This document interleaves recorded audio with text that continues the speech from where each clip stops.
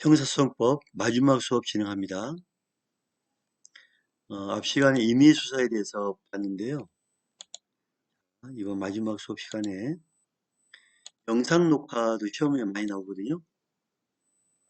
자, 피의자의 진술은 임의수사이죠, 그죠? 영상 녹화는 그러면 우리가 이제 연계를 해야 되고 이해를 해야 되고 무조건 외우다 보면 오래 못 갑니다.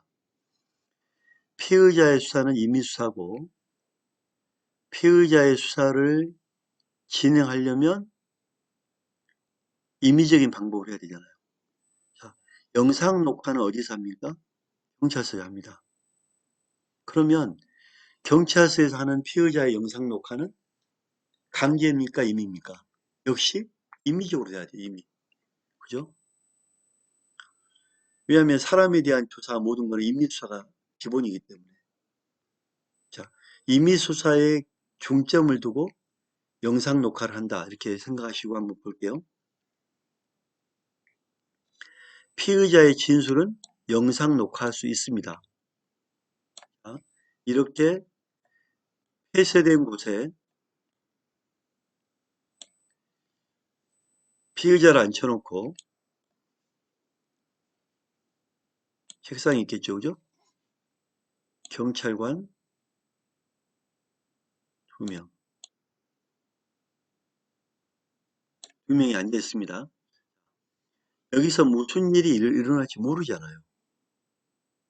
이 사람은 자기 머리를 막 받으면서 가혹행위 일어났다. 경찰관은 아니다. 우리 때린 적이 없다. 이거를 객관적으로 하기 위해서는 임의수사가 진행돼야 되겠죠. 따라서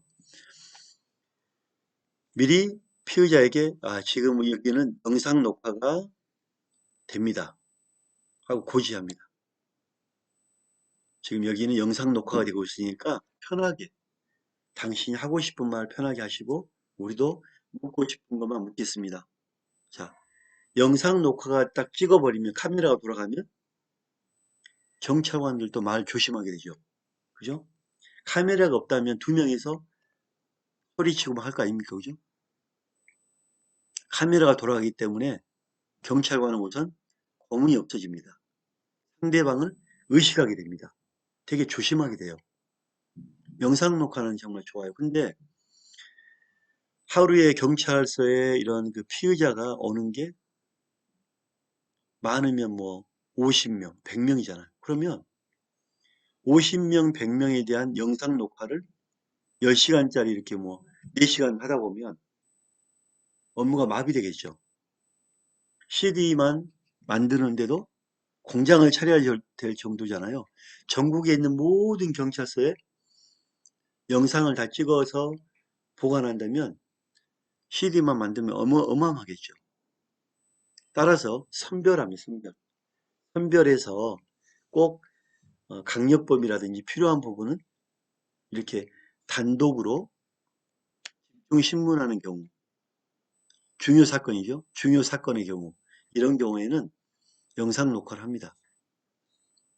미리 영상 녹화를 고지하고 상대방이 싫어요. 이게 중요하지 않아요. 왜냐하면 객관적으로 우리가 고문하지 않았겠다는 게 중요하기 때문에 상대방이 싫다고 해서 받아들이고 그럴 차원이 아닙니다.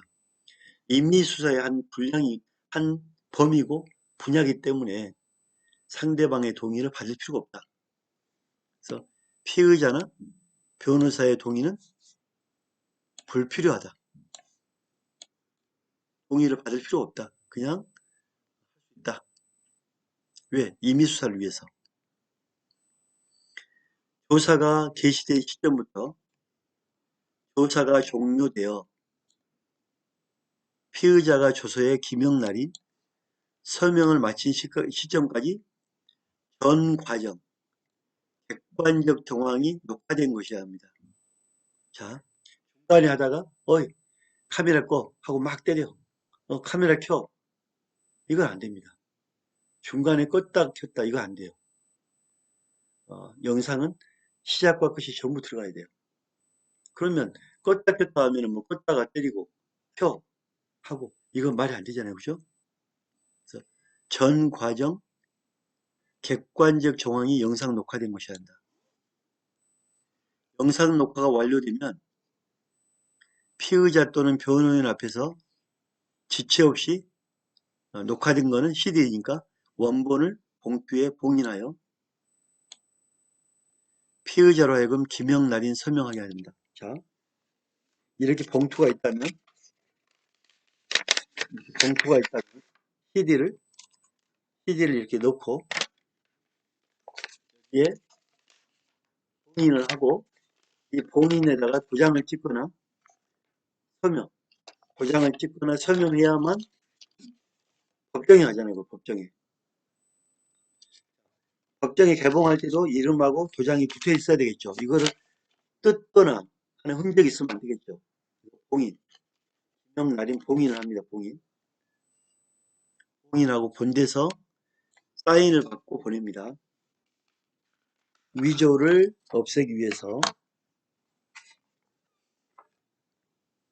근데 봉인하기 전에 피의자 변호사가 그 영상 녹화물을 한번 봅시다 하고 요구할 때는 한번 보여줄 필요가 있어요.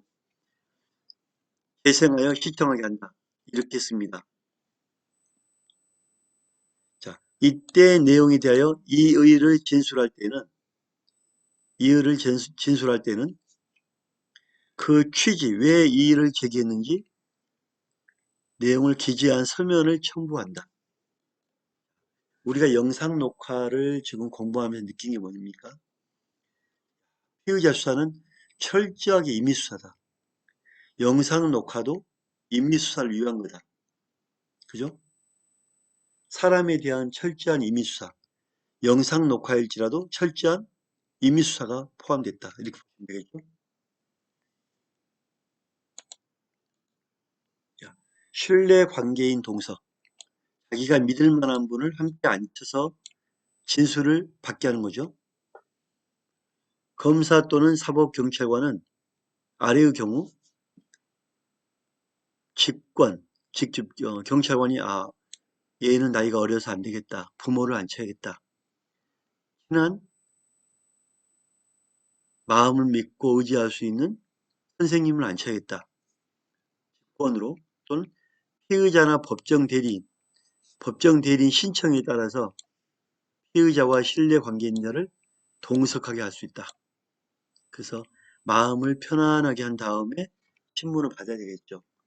아이가 어리다고 함부로 하거나 경찰관 마음대로 하면 안 되겠죠. 변호인이나 신뢰관계인 믿을 만한 분을 앉혀서 진술을 받아야 됩니다. 이때 동석하게 하는 근거는 피의자가 신체적, 정신적 장애로 사물을 변별하거나 의사를 결정 전달할 능력이 약할 때, 사물을 변별하거나 의사를 결정 전달할 능력이 약할 때, 자, 의사를 결정을 못해, 말을 못해, 표현을 못해. 누가 해야죠, 그죠? 믿을 만한 분이 해줘야죠. 피의자의 연령, 나이가 어리다, 성별, 당했던 사건이 성폭력 사건이다, 여자다, 남자다, 국적이 우리나라 사람이 아니고 말을 못한다. 여러 가지 사정을 고려하여 심리적 안정과 원활한 의사소통을 위하여 필요한 경우에는 직권, 피의자나 법정 대리인의 신청에 따라서 함께 할 수 있다. 동석하게 할 수 있다.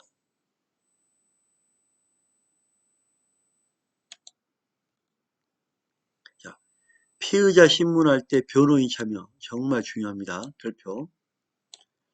피의자를 신문할 때 그러면 임의수사인데 변호인을 안 쳤단 말이에요. 자, 변호인을 안 치고 할 때 어떻게 할 거냐? 검사, 사법, 경찰관은 신청권자의 신청에 따라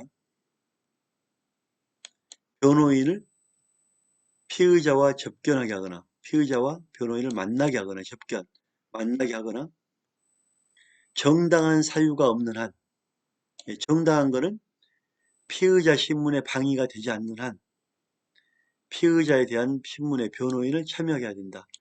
피의자가 이렇게 앉아 있으면 변호인이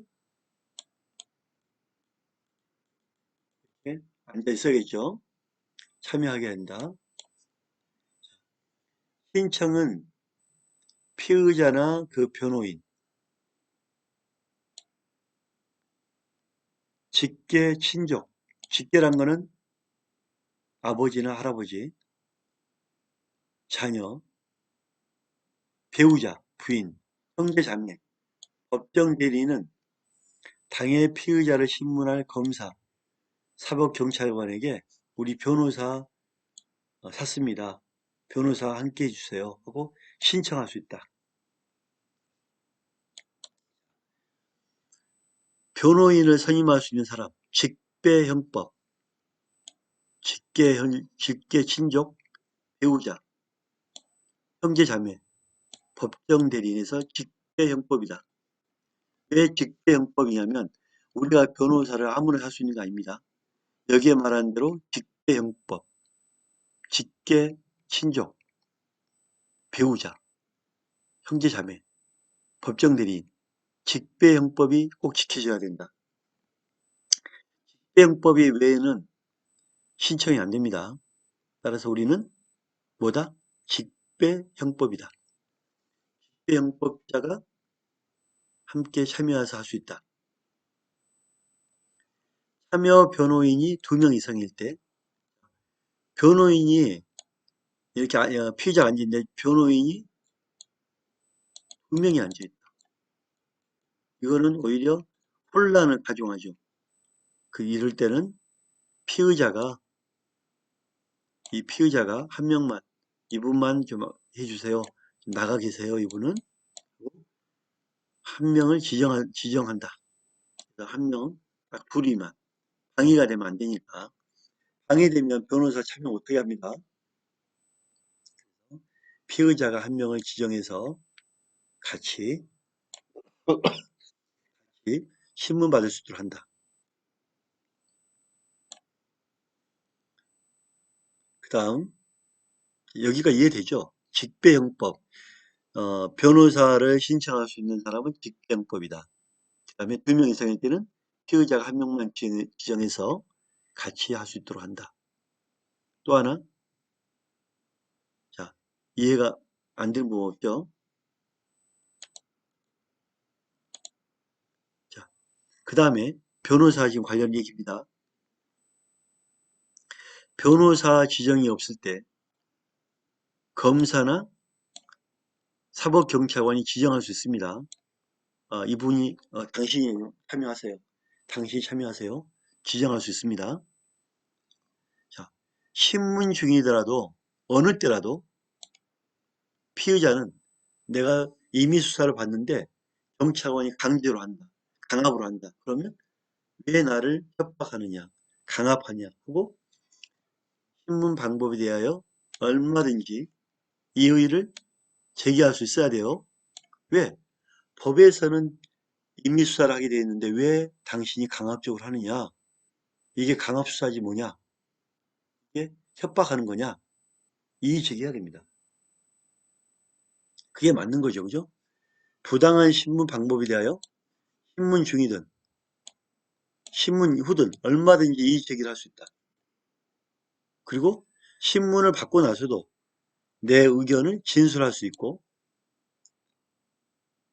다만 검사, 사법, 경찰관의 승인을 얻을 때에도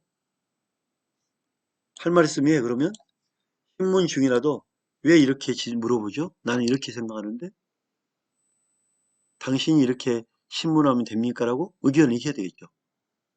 그죠? 우리가 신문을 받을 때도 의견을 얘기해야 돼요. 당당하게. 검사, 사법, 경찰관은 변호인의 신문 참여, 그 제안에 관한 사항을 피의자 신문 주소에 기재해야 한다. 변호사가 2명 왔는데 홍길동이만 참여하게 하고 물동이는 나가도록 했습니다. 2명이서 피의자가 또 지정하지 않았기 때문에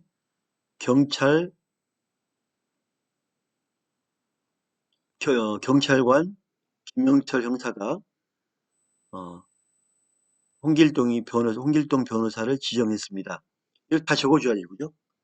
아주 임의적으로, 공개적으로. 뭐, 속이고 할 필요가 없어요. 다 오픈해서 보여주는 거예요. 그게 맞는 거고, 그래야만 법정에서 증거 능력이 있죠. 때리고 막 협박하고 무섭게 해서 받아낸 거 증거 능력 없잖아요. 불법이잖아요. 그죠? 증거 능력은 자격입니다. 자격. 위법하게 얻은 증거는 증거로서 가치가 없다.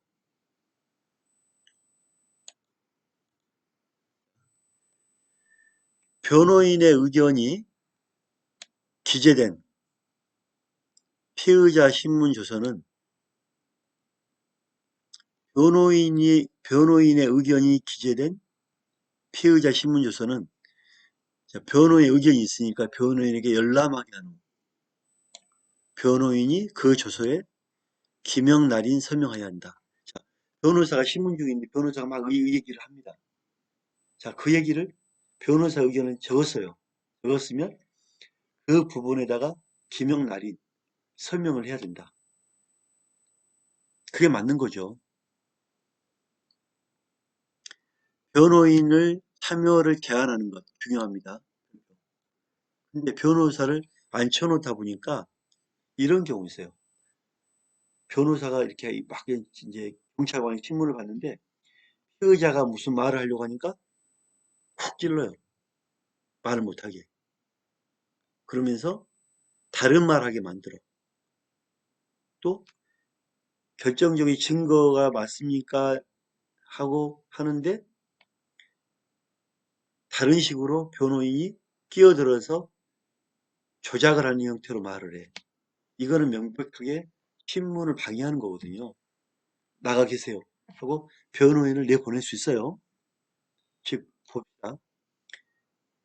정당한 사유가 있는 경우에 제한이 가능하다. 정당한 사유란 변호인 참여로 신문을 방해하거나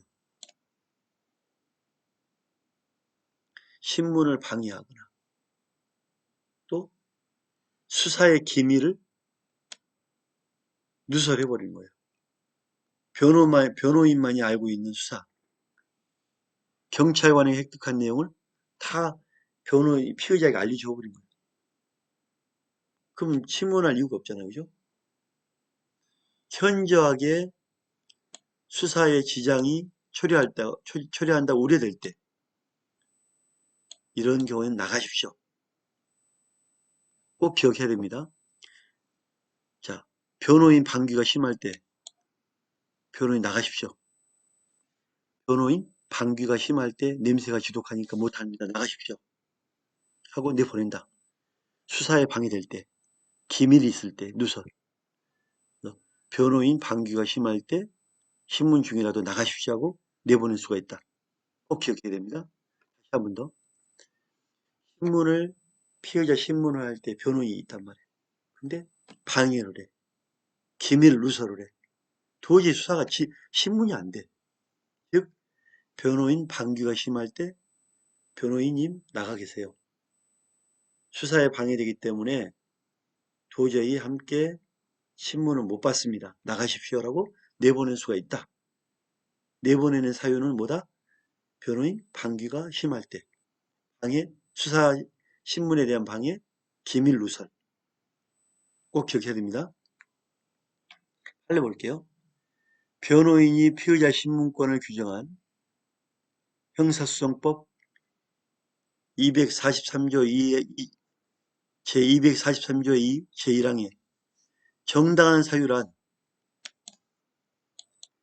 변호인이 피의자 신문을 방해하거나 수사 기밀을 누설할 염려가 있음을 객관적으로 명백한 경우를 말하는 것이므로 수사기관이 피의자 신문을 하면서 위와 같은 정당한 사유가 없는데 정당한 사유가 없는데도 변호인을 막으면 불법이죠. 잘못된 건 불법입니다. 변호인에 대하여 피의자로부터 옆에 앉지 말고 저쪽에 있죠? 저쪽에 앉으세요. 떨어진 곳에 앉아 있으라. 이거는 변호인 참여를 방해하는 거죠. 참여를 못하게 하는 거죠. 딱, 변호사님, 딱 떨어진 저기 앉으세요. 이러한 지시를 따르지 않음을 이유로 변호인의 참여, 피의자 신문 참여권을 제한하는 것은 허용될 수 없다. 자, 방귀가 심할 때 내보낼 수 있지만 경찰관이 변호인에게 변호사님 좀 저쪽 앉아 계세요. 나가 계세요. 이런 거는 안 된다. 피의자 신문 참여권을 제한하는 거다. 자, 떨어진 곳에 옮겨 앉아 있어라. 이것도 나가라는 뜻입니다. 결국은. 이러한 지시를 따르지 않았으므로 제한한다. 참석 못하게 한다. 다 불법이죠. 그죠? 경찰관이 처음부터 이걸 모르고 변호인 옆에 앉은 거를 허용하는 거예요. 잘못된 거죠. 떨어져 앉으란 건 나가는 거 아닙니까? 결국. 그죠? 이 판례도 좀 더 말을 이쁘게 포장했다 뿐이지 내가 볼 때는 자 저쪽에 나가 계세요. 앉아 계세요. 나가라는 뜻입니다. 이건. 이거 불법이죠. 변호인을 나가라 할 때는 두 가지. 방귀가 심할 때. 수사방해, 기밀 누설. 두 가지인 경우 해당한다.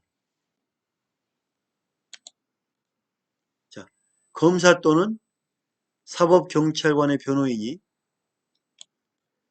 변호인 피의자 신문 참여에 관한 청원에 불복이 있으면 검사, 사법경찰관의 변호인이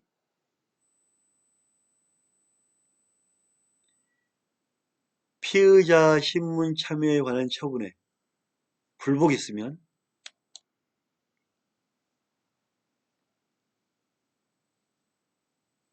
법원에다가 그 처분의 취소, 변경을 청구할 수 있다. 왜 변호인을 참여 못하게 하느냐. 강제로라도 참여하게 해달라 하고 항고, 억울한 거를 알리는 거죠. 준항고. 이거는 이런 처분을 취소하게 할 수 있다. 준항고. 검사도 마찬가지예요. 검사도 변호사가 옆에 있어야 되는데 변호사를 앉지 못하게 한 경우 법원에다가 연락을 해서 아니 법에 규정된 내용인데 변호사를 참여하지 못하게 하고 있다. 빨리 조치해달라 하면 준항고 알았다 하고 받아들여질 수도 있겠죠. 취소 변경을 청구할 수 있겠죠. 준항고 받아들여진다면 법원의 명령에 따라 피의자 옆에 변호사가 앉아 있겠죠. 그러나 받아들여지지 않는다면 피고인 혼자 받아야 되겠죠. 그죠? 참고인 조사. 참고인 조사는 피해자를, 그러니까 지금 피의자잖아요. 피의자. 피의자는 용의자일 수 있잖아요. 그죠? 피의자는 용의자일 수 있기 때문에 변호인을 참여시켰단 말이에요. 근데 참고인은 뭐냐면 목격자나 피해자, 가해자가 아닌 피해자나 목격자, 이걸 참고인이랍니다. 참고인. 참고인은 절대 강제로 할 수 없죠. 이 수사기관에서 참고인이지만 법원에 가면 뭐다? 증인이죠, 증인. 증인은 법원에서 오라고 하면 와야죠. 안 오면 강제 구인시킵니다, 판사가. 그다음에 그래도 안 오면 과태료 물립니다. 자, 법원에서 소가 제기되면 증인이라는 신분으로 바뀌면서 책임감이 늘어나요. 하지만 수사기관에서는 참고인은 피해자나 목격자이기 때문에 아무런 책임이 없다. 의무가 없다. 보시면 돼요.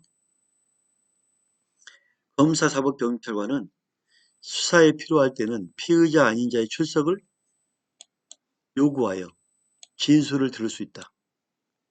참고인은 수사기관에 대하여 체험 사실을 보고 느낀 거, 보고 느낀 거를 진술하는 자라는 점에서 법원 법관에 대하여 체험 사실을 진술하는 증인과 구별된다. 어렵게 생각하지 마십시오. 여기서는 수사기관에서는 참고인이지만 고소가 되어서 법원에 넘어가면 뭐가 된다? 증인이 된다. 자, 신부는 이름만 바뀐 겁니다. 참고인, 여기 방금 설명은 이거예요, 이거. 참고인 조사는 임의수사이기 때문에 증인과 달리 강제로 소환당하거나 신문당하지 않으며 과태료 부과 구인을 할 수 없다. 이거는 뭐라 그랬죠? 언제? 기소가 되어서 법원에서는 증인이라는 신분이 되기 때문에 안 오면 구인, 강제로 구인장, 사람을 강제로 구하여 끌고 온다. 구인, 과태료, 돈을 물린다. 따라서 수사기관에서 참고인은 강제로 소환당하거나 신문당하지 않습니다. 출석 의무도 없어요. 참고인에 대해서 피의자가 아니기 때문에 진술 거부권을 고지할 필요가 없어요. 그냥 얘기하고 싶으면 하고 말고 하고 싶지 않으면 안 해도 되고 진술 거부권을 고지할 필요가 없어요. 그러나 참고인에 대한 조사 방법은 피의자 신문에 준한다. 피의자 신문은 앉혀놓고 본인 이름이 뭡니까? 어떤 걸 목격했나요? 그때 어떤 상황이었냐? 어떤 상황이었나요? 어떤 상황이었나요? 누가 다쳤나요? 이런 걸 물어본 다음에 신문 조서에 다 기재한 다음에 출력해서 본인이 보고 열람하고 이름 쓰고 도장 찍는 거, 설명하는 거 이게 같다는 거예요. 참고인 진술도 중요하면 영상 녹화 가능하죠. 영상 녹화는 임의수사라고 그랬죠. 이미 고문을 방지하기 위한. 다만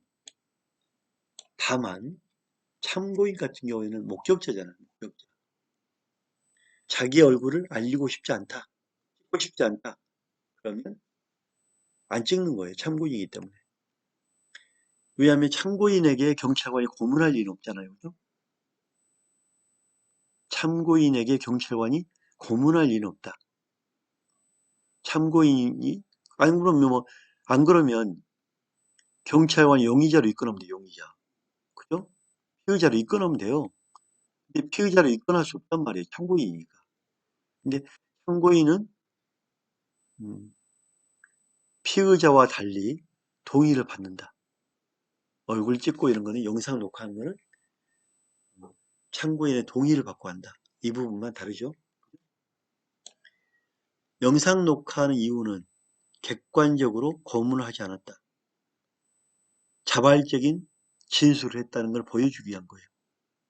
법정에서 증거로 쓰기 때문에. 근데 참고인은 이런 게까지 필요 없다 이거예요.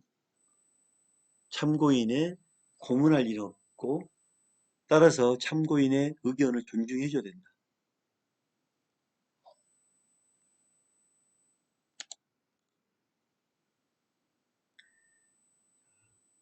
신뢰 관계인의 동석.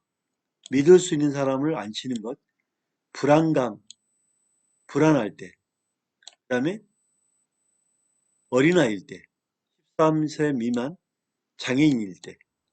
자, 제가 쌈장, 13세 쌈장일 때. 쌈장은 싸움을 잘하잖아요. 그죠? 쌈장. 불안을 야기하고 쌈장일 때 신뢰 관계인을 동석시킨다. 볼게요. 불안긴장. 수사기관은 범죄를 한 피해자를 참고인으로 신문한 경우, 피해자가 어린아이가 강간당해서 참고인으로 신문한 경우 피해자의 연령, 상태, 사정을 고려하여 피해자가 현저하게 불안 또는 긴장을 느낄 우려가 있다고 인정하는 때에는 직권 또는 피해자의 법정 대리인의 신청에 따라 피해자와 신뢰관계인 자를 동석하게 할 수 있다. 쌈장, 13세 미만 장애인 쌈장의 경우 불안을 야기하기 때문에 역시 13세 미만 신체적 정신적 장애 쌈장인 경우에 사물 변별하거나 의사를 결정할 능력이 미약한 경우에 수사의 지장을 초래할 우려가 있는 경우에 부득이한 경우가 아닌 한 쌈장의 경우에는 피해자와 신뢰관계 있는 자를 동석하게 해야 된다. 그래야만 안전하고 차분하게 진술할 수 있기 때문에 쌈장의 경우에는 동석해서 할 수 있다. 이렇게 보시면 돼요. 감정 통역의 번역. 감정을 하게 하거나 통역하거나 번역을 하게 한 경우에는 전문가에게 돈을 주고 시키는 거잖아요. 감정 좀 해주세요. 통역 좀 해주세요. 번역 좀 해주세요. 싫은데 그러면 됐습니다. 해야 되죠. 그죠? 감정 통역 번역에 상대방이 싫다고 하면은 강제로 할 수 있는 방법 없잖아요. 그죠? 다른 사람 하면 되잖아요. 검사 사법경찰관은 수사에 필요할 때는 감정 통역 번역을 위촉할 수 있다. 또한 감정 통역 번역은 임의 수사이므로 위촉받은 자의 수락 여부, 출석 여부, 퇴거 등은 위촉받은 자의 자유이므로 이를 강제할 수 없다. 그죠? 아니, 마음대로잖아요. 자기 하고 싶으면 하고, 하기 싫으면 안 하면 되잖아요. 안 한다고 하면 다른 사람 불러오면 되고. 따라서 감정 통역 번역은 강제할 수 없다. 자, 사실을 조회. 사실 조회는 뭐냐면 A 기관이 경찰서, 이 A 경찰서가 구청에다가 이분의 가족관계, 이분의 재산관계를 확인해 주세요라고 공문을 보냅니다. 공문. 공적인 문서로 사실을 확인해 달라고 공문을 보내요. 구청에서 알려주고 싶은 것만 알려주면 돼요. 이거는 알려주면 안 될 것 같으면 안 알려주면 돼요. 그죠? 영장 받으면 되잖아, 안 되면. 근데 사실조회.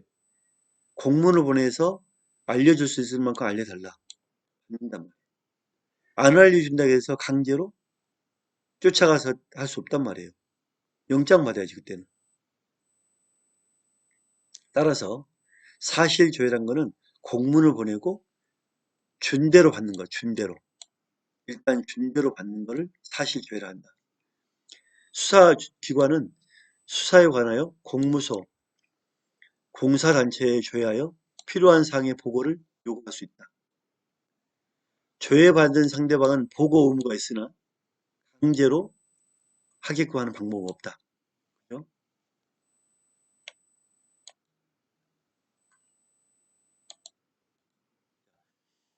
형사소송법 수업을 여기서 마치겠는데요.